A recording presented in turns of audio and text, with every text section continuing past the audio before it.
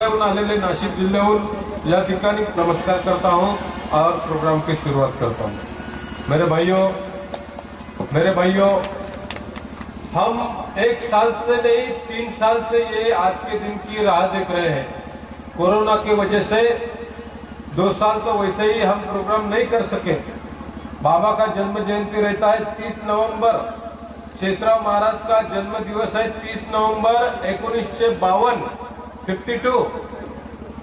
तो 30 नवंबर के दिन हम 30 नवंबर के दिन प्रोग्राम करते हैं। लेकिन 2 साल तो ऐसे भी 2 साल तो वैसे भी कोरोना की वजह से हम इकट्ठा नहीं हो पाए। और उसके बाद अभी इस साल 30 नवंबर का मौका आया तो आचार संहिता के वजह से हम 30 नवंबर को प्रोग्राम नहीं कर सके।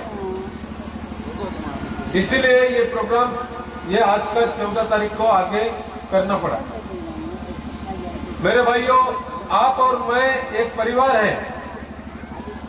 एक बात ध्यान में सुनो कि मैं आप ही का हूं। मैंने 60 लाख आदिवासियों की दारू छोड़ी 22 साल में। 60 लाख आदिवासी समाज की दारू छोड़ी। महाराष्ट्र गवर्नमेंट ने मुझे उसके लिए सीएम ने, मुख्यमंत्री ने पुरस्कार भी दिया। 5-5 पुरस्कार दिए, अलग अलग संस्था को भी पुरस्कार दिए, बड़ा दर्जा दिया। ये कार्य के वजह से, आपकी सेवा के वजह से वो भगवान सरकार ने मेरा पुरस्कार किया, उनके तो धन्यवाद है ही है। लेकिन सबसे बड़ा पुरस्कार कौन सा है कि जिसकी दारू छूटी वो हर सुबह याद करता है।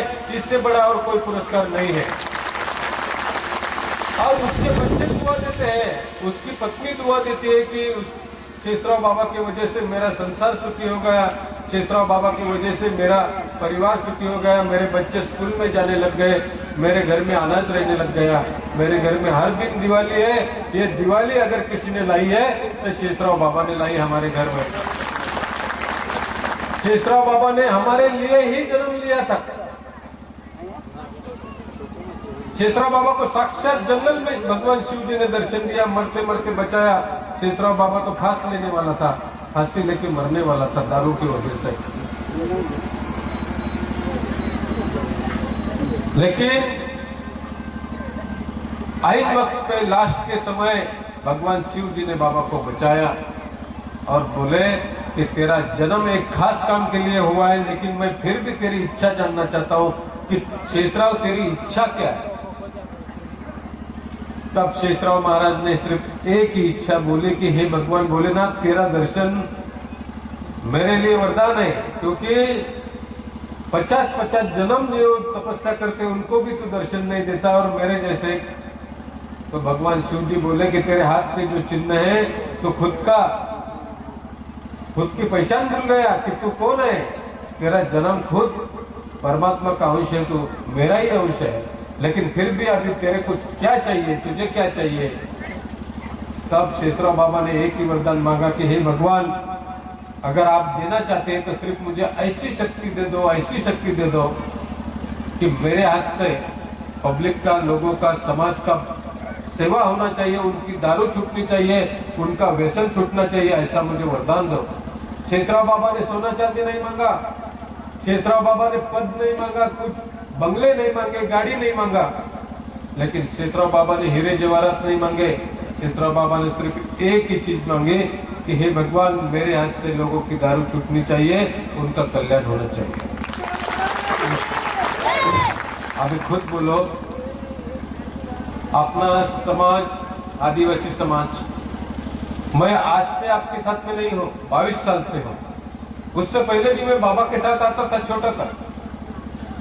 आज भी मैं बोलता हूं, मेरे हाथ से 1.5 करोड़ लोगों की दारू छूटी 22 साल से मैं ये काम करा। तो इसमें से 60 लाख अपना आदिवासी बांधव है। जहां जहां आदिवासी है मैं ज्यादा वहां पे प्रोग्राम देता हूँ। नंदुरबार जिला में मैंने सैकड़ों प्रोग्राम किए। इधर तापी जिला है, नर्मदा जिला है, आवाडांग है, वहां से फिर धर्मपुर है, वलसाड़ है, दहानू है, तलासोरी है, सेलवास है। जिधर जाओ, जहां पे भी जाएंगे, जहां जहां अपना आदिवासी भाई है, आप जरा नाम निकाल के देखना। शेषराव महाराज खाली बोल के देखना, 10 लोग आपको आवाज दे देंगे कि भाई हम भी गुरु बंधु है। बराबर है कि नहीं? हम भी गुरु बंधु है। क्यों? हमने शेषराव बाबा को जान लिया कि ये आदमी सिर्फ हमारे सेवा के लिए आया है, हमारा कल्याण करने के लिए आया है। हमने शेषराव बाबा के ऊपर श्रद्धा रखी, भाव रखा, और हमारी श्रद्धा ऐसी पोकल नहीं है, खोखला बाबू नहीं है। आपकी श्रद्धा इतनी पक्की है कि मैंने 22 साल से अभ्यास किया। मैंने वैसे तो 1.5 करोड़ लोगों की दारू छोड़ी, लेकिन गलती करने वाले ज्यादा से ज्यादा दूसरे समाज के लोग मिलेंगे, आदिवासी भी नहीं मिलेंगे। 1000 में से कोई एक आध गलती किया तो किया, नहीं तो ज्यादा लोग आदिवासी, क्योंकि हम लोग एक जबान है हमारी। एक बार शेषराव बाबा को वचन दिया कि बाबा तेरी शपथ, आज के बाद होरो नहीं पीऊंगा, दारू नहीं पीऊंगा, हाथ नहीं लगाऊंगा। तो अभी कितने साल हो गए आपको? 25 साल हो गए, 30 साल हो गए, 22 साल हो गए, लेकिन आपने ठान रखा है दिल में कि गर्दन कट जाए तो चलेगा, लेकिन फिर से दारू को हाथ नहीं लगाएंगे। लेकिन कई लोगों ने गलती किया। 1000 में से कोई 1-2%,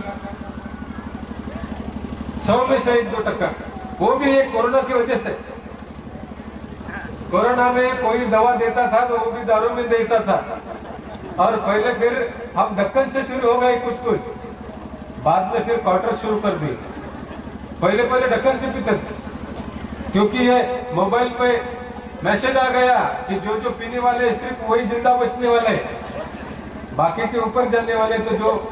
लेकिन जिनके बाबा के ऊपर जिन लोगों की पक्की श्रद्धा थी, अपना आदिवासी भाई, वो एक ही बोला कि मैं मर भी जाऊंगा तो चलेगा, वैसे भी इससे पहले मर सकता था, लेकिन फिर भी दारू को हाथ नहीं लगाऊंगा।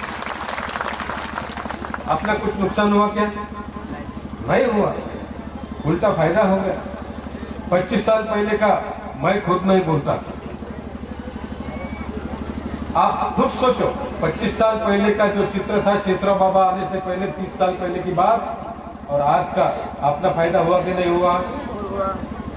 पहले का हमारा रहन सहन पहले क्या था, लेकिन आज दारू छूट गई, गाड़ी बंगले बन गए, विचारों में सुधार आ गया, बहुत फर्क पड़ गया। और अपना आदिवासी समाज ये मूल निवासी है। ये जो देश है भारत का, सबसे पहला समाज अगर कोई है तो आदिवासी समाज, आदिवासी समाज।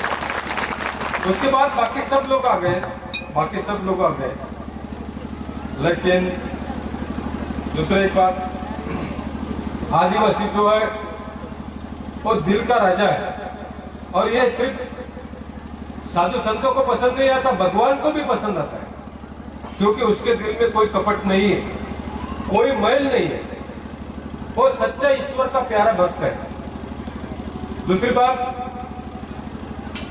आज तक मैंने जो 22 साल में अभ्यास किया, 22 साल में मैंने सैकड़ों प्रोग्राम किए आदिवासियों के बीच में। तुम्हारे हाथ का खाता हूं, तुम जो खिलाते हो प्रेम से खाता हूं, तुम जो पिलाते हो चाय पी लेता हूं, आपके साथ में रहता हूं। मैंने 22 साल में एक ही चीज अभ्यास किया कि ये विश्व में अगर सबसे ईमानदार समाज कोई होगा तो आदिवासी समाज है। आपको रास्ते पे पढ़ते पढ़ते सोना भी मिल जाए तो आप ये खोजेंगे कि ये किसका है भाई, मैं घर पे लेके जाके दे दूं। सबसे ईमानदार समाज करता हूँ, गरीबों की सेवा करता हूँ। एक आदमी अगर दारू छोड़ दे तो उसका कितना सुख है, कितना अच्छा है, उसका तीर्थ क्षेत्र का पुण्य है।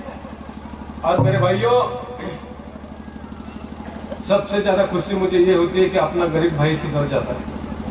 नहीं तो बहुत से तो अभी जो बैठे हुए सभी पक्के बाबा के भक्त है, पक्के रोम रोम में शेषराव बाबा है तुम्हारे।